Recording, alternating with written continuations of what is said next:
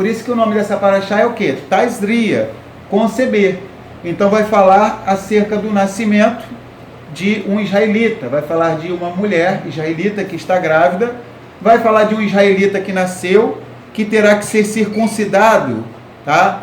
No 8º dia, lembrar que o número 8 sempre aponta para um recomeço, eternidade, Olam Rabá, mundo vindouro.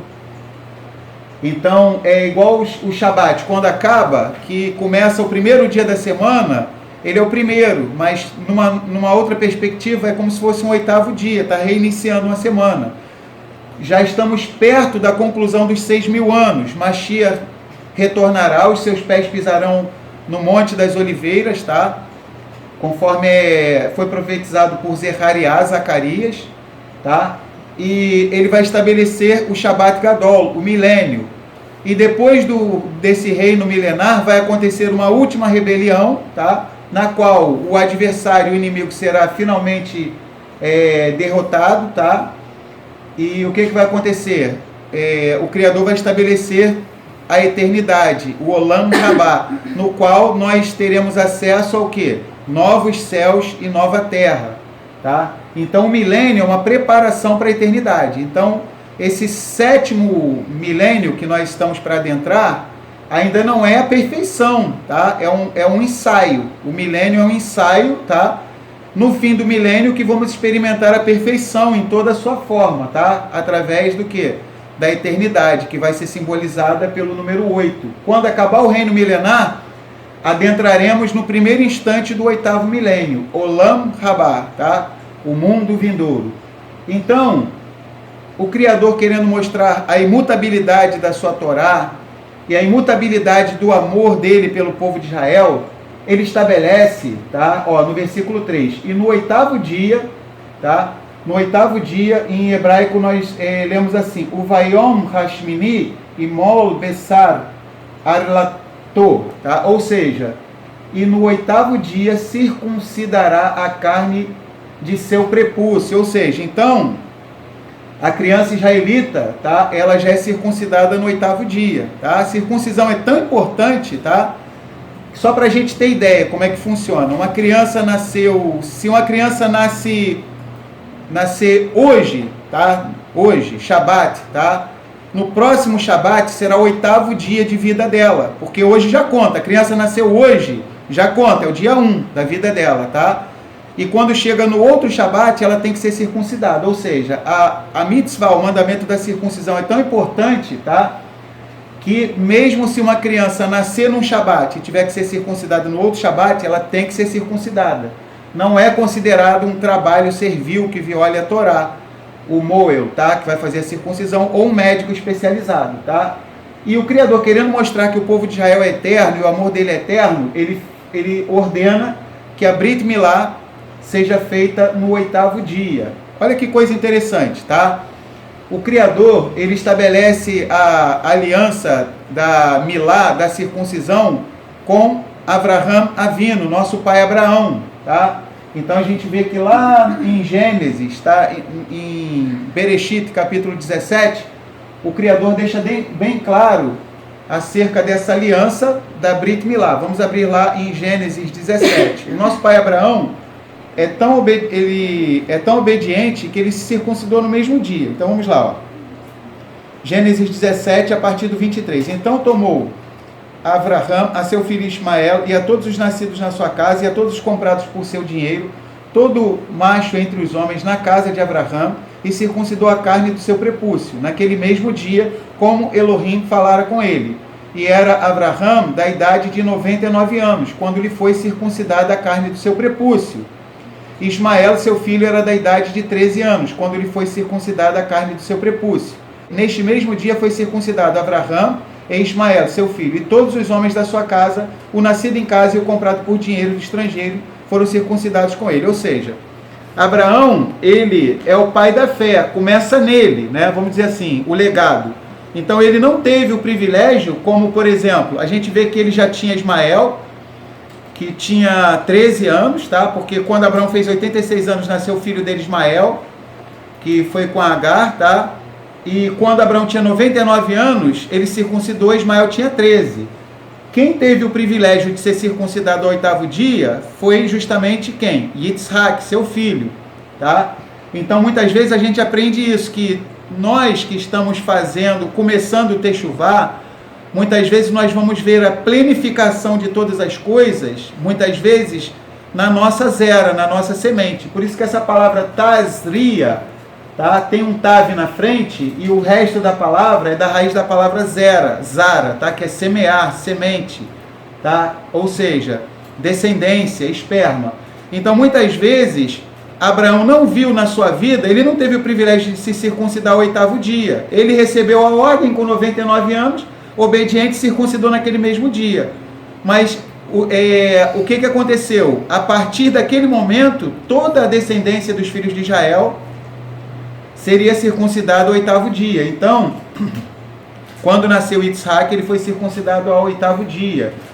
E a gente sabe disso, como foi o caso depois de Jacó e assim por diante, o nosso povo de Israel, tá? Então já uma palavra de reflexão para todos nós, tá? Muitos de nós vamos receber comandos, vamos receber a compreensão de alguns mandamentos, não vou dizer que com 99 anos, que eu acho que não tem ninguém nessa live aí que tem 99 anos, né? Talvez, não sei se tem alguém que tem mais, talvez tenha alguém com mais idade que eu, se for homem vai falar à vontade, se for mulher geralmente esconde a idade, né? Então a particularidade, mas o que acontece? Uma vez que a gente recebe a mitzvah, a gente deve cumprir. Claro que o mundo antigo não era como o mundo nos dias de hoje, era diferente, tinha toda uma logística diferente. Mas que a gente venha aprender com o nosso pai Abraham a não deixar para amanhã aquilo que a gente pode fazer hoje. E se não pode hoje, o mais rápido possível, tá bom? Tá? Então é um mandamento importantíssimo, tá? Que o Criador estabeleceu com o nosso pai Abraham. E ele fez até com todos que eram da casa dele, tá? Todos os funcionários dele, os servos, escravos, todos eles eram circuncidados. Então, no 8º dia circuncidará a carne do seu prepúcio, tá? E uma coisa interessante que se fala em Israel, isso é muito lindo. Se talvez alguém ainda não viu beleza no mandamento da circuncisão, eu acho que vai passar a ver depois dessa explicação. Eu já dei algumas vezes essa explicação, tá? O lugar, vamos dizer assim, quando se ia fazer um juramento, a gente vê no livro de Gênesis que Abraão chama o servo dele Eliezer mais para frente, tá? E manda Eliezer colocar a mão no lugar mais próximo de seu órgão genital. A gente sabe disso, que é na coxa, tá? E faz Eliezer fazer um juramento, né? Para que fosse trazer uma esposa para seu filho Yitzhak. Olha que coisa que a gente aprende. Então o órgão genital é uma parte sagrada do corpo. E Abraão, tá? E um outro detalhe, tá? O Misbeach, em hebraico se chama altar. O altar é um lugar onde há o derramamento de quê? De sangue. E quando é feita a Brit Milá no homem, tá? Que é tirado o prepúcio, tá? Sai sangue. Então a gente conclui que o órgão genital masculino ele passa a ser uma espécie de Misbeach, de altar ambulante, tá? Então é um lugar onde houve um derramar de sangue, é um lugar onde houve uma aliança. No sangue está a vida, lemos isso em Levítico 17:11, Vaikra 17:11, tá? A vida está no sangue. Então é uma aliança. Então olha que coisa bonita, tá? Claro que é incomparavelmente superior. Mashiach Yahushua, ele entregou a sua vida por nós. Através do seu sangue, nós fomos redimidos de nossas iniquidades. Mas como Netzarim, Mashiach é o Netzer, nós somos os Netzarim, ou seja, queremos ser semelhantes a ele. Então, de alguma maneira, nós nos identificamos com o nosso Mashiach, tá? Vamos dizer assim, a gente faz um pacto de sangue com ele, né? Ou seja, todos os Bnei Israel, os filhos de Israel, teriam que fazer essa aliança, tá? Então, e outra coisa para concluir, todo filho que nasce, um filho que vai nascer, tá? De uma pessoa que fez a circuncisão, tá? O que acontece? O espermatozoide, quando vai passar, tá? Para fecundar, o que acontece? Ele já passa por um lugar que é de uma certa maneira kadosh, consagrado. O espermatozoide, antes de sair, ele passa debaixo desse lugar que é uma espécie de altar, que é o órgão genital masculino, e já nasce debaixo do pacto que o Criador fez com Abraão, tá? Pode falar. A Cecília fez uma pergunta na hora que você estava falando sobre o texto de Apocalipse. Se a gente já está passando já na tribulação.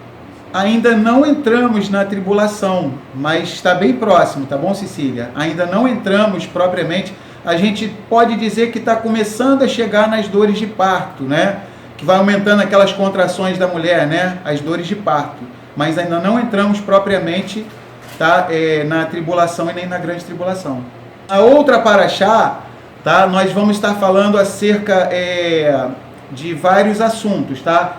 Um deles é o assunto chamado Nidá, tá bom? Então, na outra paraxá, na segunda paraxá, a gente vai estar falando sobre Nidá, tá? Que é a impureza da mulher, tá bom?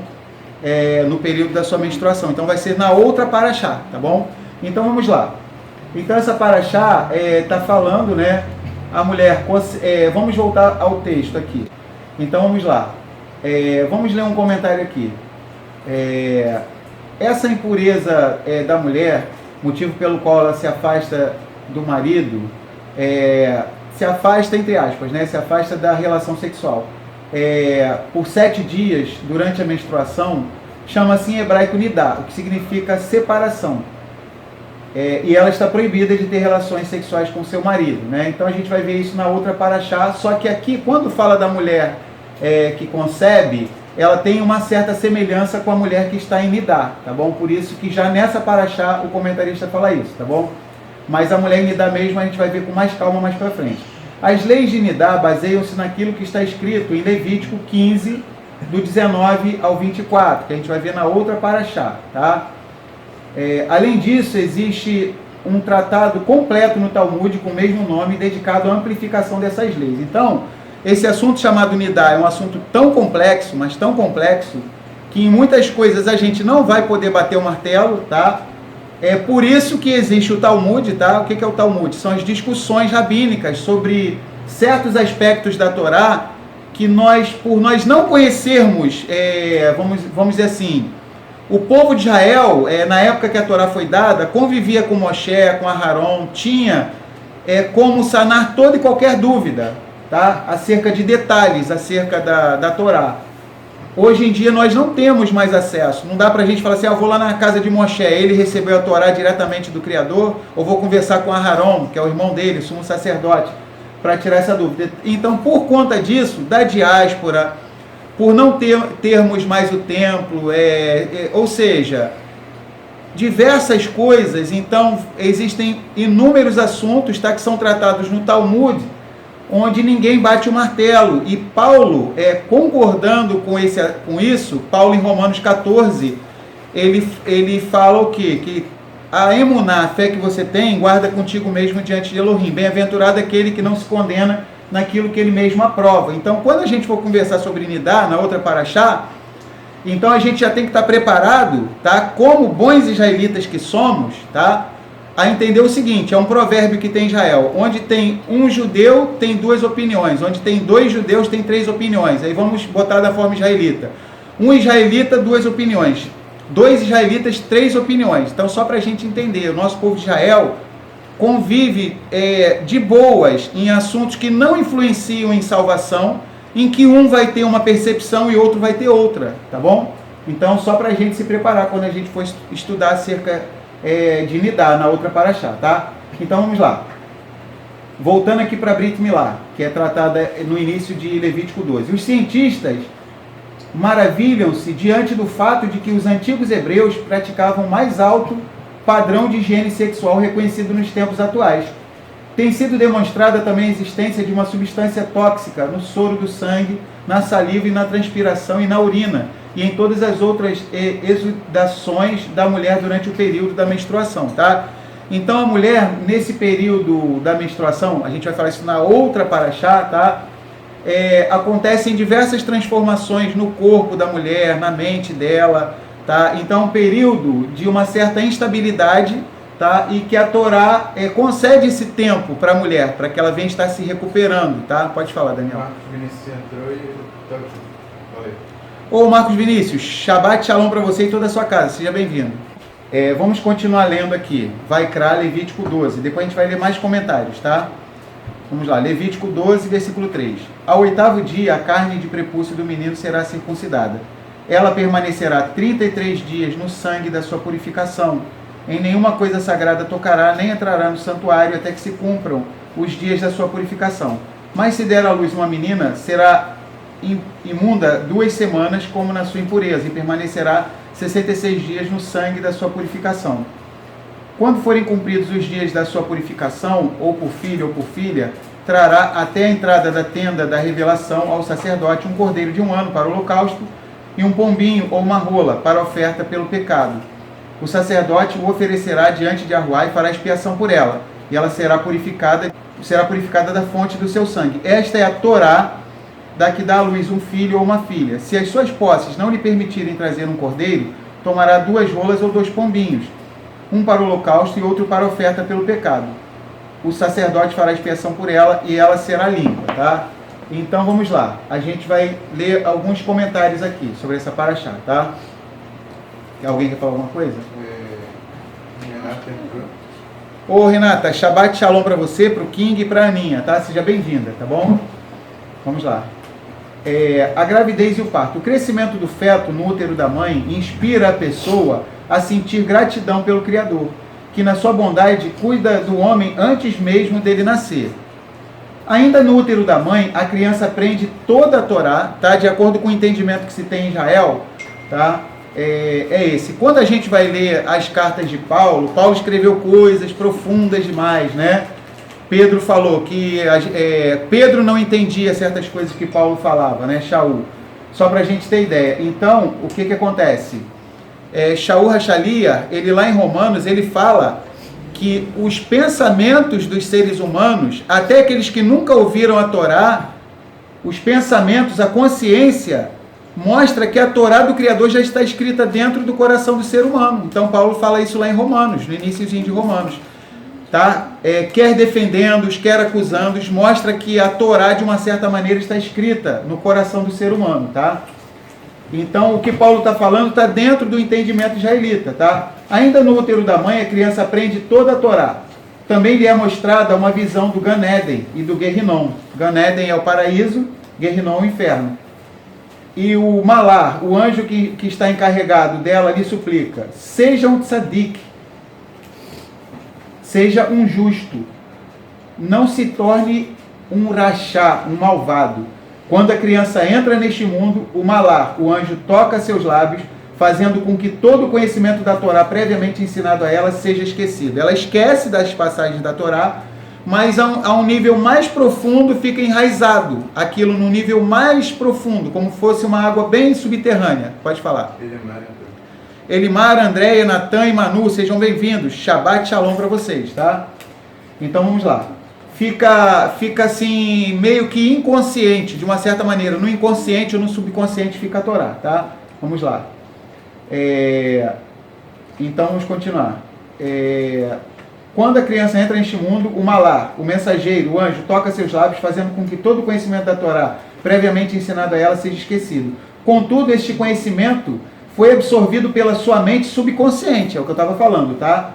Proporcionando-lhe que capte futuramente os ensinamentos da Torá com mais facilidade.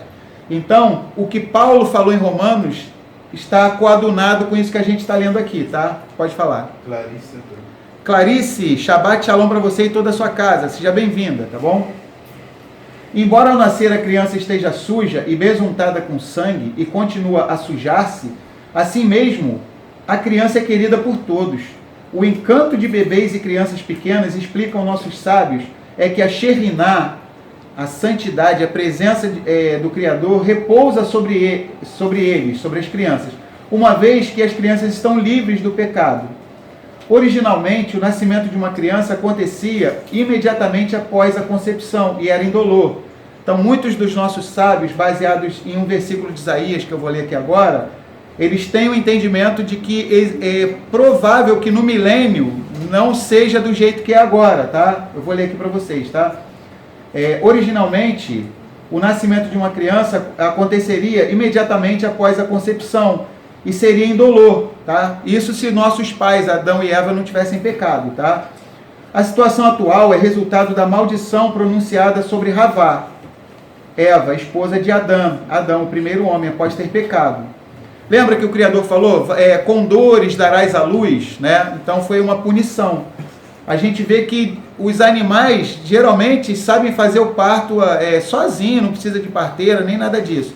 E os animais têm 7 filhotinhos, 8. A gente tinha um labrador, o nosso labrador Luke, ele nasceu de uma safra que nasceram 13 filhotes, tá? Ele era um dos 13, só para a gente ter ideia. E a mãe dele, tá? A mãe dele não precisou ter plano de saúde, para o hospital, não foi nada. De boas, ela mesma fez o parto. Então os animais, eles mesmos, fêmeas, se viram sozinhos. Então a gente vê que é uma punição que o Criador colocou sobre Havá, tá? Por conta do pecado, tá? Lá no Jardim do Éden. E por isso que o Criador fala, né? A punição da mulher, com dores conceberás e darás à luz com dores. Então, olha só. No futuro, o fardo da gravidez de 9 meses será suspenso novamente. E o nascimento de crianças acontecerá imediatamente após a concepção e não acarretará dor, conforme a profecia de Yeshayahu na vida do profeta Isaías. Antes que ela entre em trabalho de parto, ela o expelirá. Antes que venha a dor, dará à luz um menino. Tá? Então, uma profecia que está em Isaías. Então, muitos dos nossos sábios entendem que isso vai acontecer no milênio. Tá? Nesta passagem da Torá, vamos prosseguir agora. Tá?